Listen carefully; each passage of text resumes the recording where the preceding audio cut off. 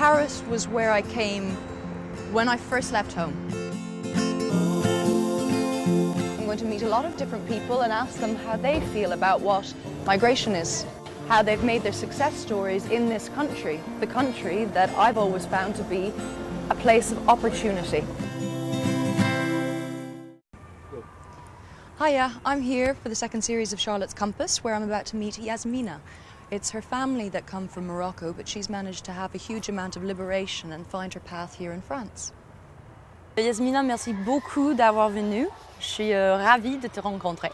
Est-ce que tu peux m'expliquer un petit peu comment ça a été pendant que tu étais jeune, comme il y a le bruit là à côté d'une école? D'une école maternelle, Ouais, on l'entend, voilà. elle est juste là. J'ai grandi à Paris, Oui, dans le 20e arrondissement. d'accord. C'était sympa à cette époque parce qu'il y avait une mixité. C'était les années Mitterrand, voilà. Assez sympathique parce que j'ai grandi dans un immeuble très petit, avec toutes les nationalités Ah. et des parents très ouverts. Ils viennent du Maroc, mais ils sont très ouverts. Et ils D'accord. nous ont appris très vite, dès qu'on a su parler, qu'il fallait développer un esprit critique.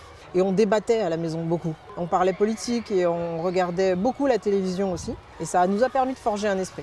C'était quoi le premier boulot que tu as fait Bah, ou tu as commencé par quoi? Depuis que j'ai 8-12 ans, je veux travailler dans les médias. Ah oui? Toujours. Pourquoi? J'ai été élevée avec la télévision.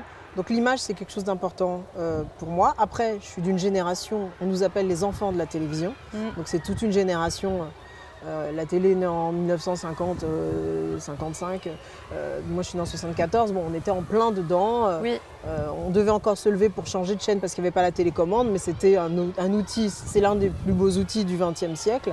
Donc c'est vrai que la télévision a toujours été importante. Donc j'ai toujours eu envie de créer pour la télévision, mais de créer un certain format d'émission. Moi, j'aime la culture. Oui.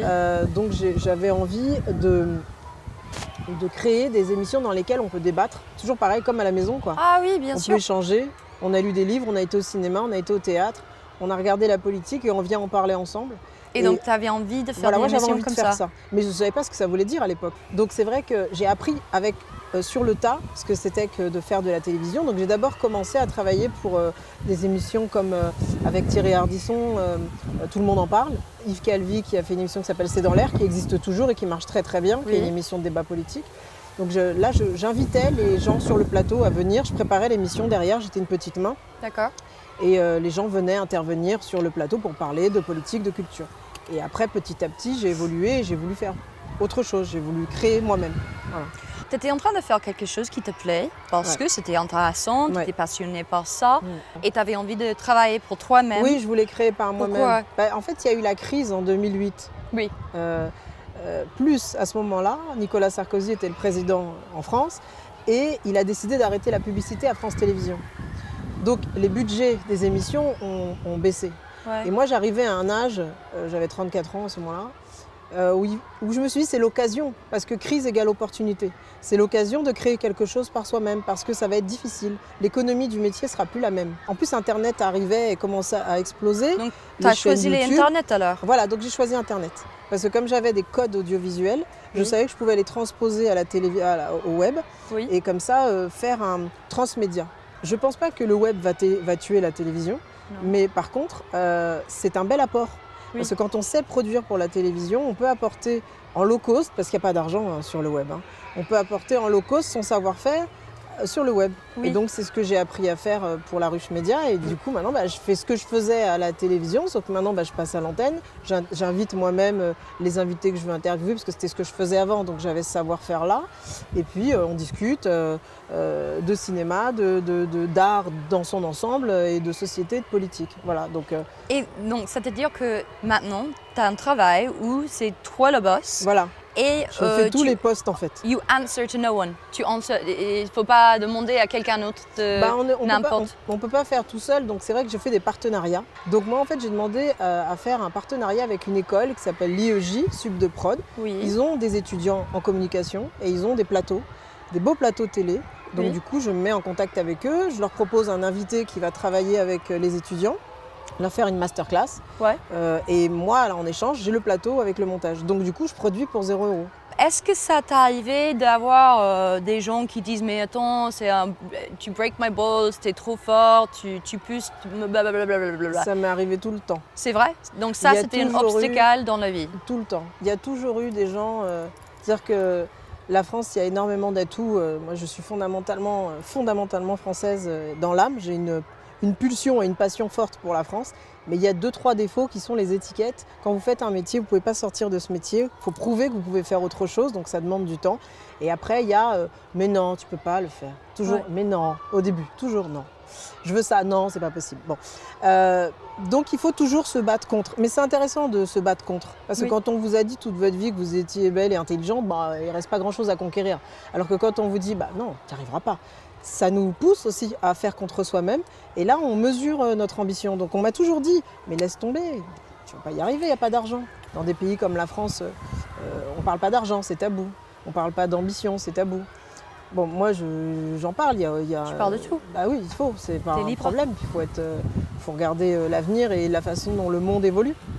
Donc, créer, faire des choses par soi-même, être, polyvalent. Parce qu'aujourd'hui, par exemple, moi, j'ai un site internet. Il faut sur ce site internet interviewer, monter, faire du montage, écrire, faire des recherches, de l'enquête, faire de la programmation d'invités, de la production, aller chercher des studios. Donc, en fait, il faut être polyvalent. Et si on est un peu timide et qu'on ne se dit pas qu'on est un peu ambitieux, on reste bloqué dans des peurs et on ne fait rien. Est-ce que toi, tu peux m'expliquer comment tu comprends le féminisme? Le plus gros sexisme ou le plus gros racisme, on va dire, pour parler de racisme, c'est le rapport qu'il y a entre les hommes et les femmes. C'est d'abord le premier racisme, c'est celui-ci. Oui. Après, les blancs, les noirs, les machins, c'est encore autre chose. Ouais. Dès l'instant où on se comporte en victime, que ce soit en tant qu'immigré, étranger, femme, nain, homme, roux ou blond, on a perdu.